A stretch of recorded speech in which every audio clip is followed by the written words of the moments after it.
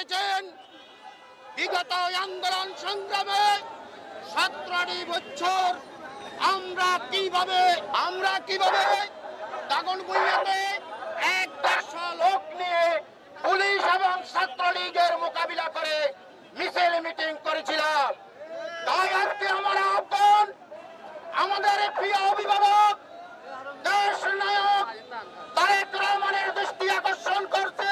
ষড়যন্ত্র করে, ঢাকায় গুটিবাজি করে ইসমাইল হোসেন সবুজকে বহিষ্কার করতে পারবেন, কাজী জামশেদুর রহমান ফটিককে বহিষ্কার করতে পারবেন, কিন্তু অবৈধ কমিটি এনেছেন এত টাকা খরচ করে, 3.5 মাসে 3 মিনিটের জন্য দাগনভূঞা দাঁড়াতে পারেন না।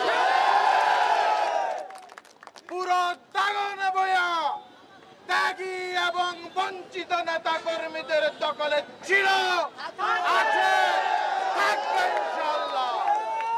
আজকে থেকে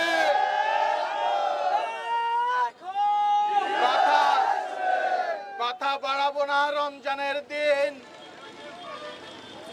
আজকে বিক্ষুব্ধ জাতীয়তাবাদী দলের নেতা কর্মীরা ইতিমধ্যেই দাগনভূঞার অশান্তির অন্যতম কারণ সেই আকবর হোসেন আকবরকে অবাঞ্ছিত ঘোষণা করেছে। আমি আগামী 15 তারিখ পর্যন্ত সময় বেঁধে দিতে চাই।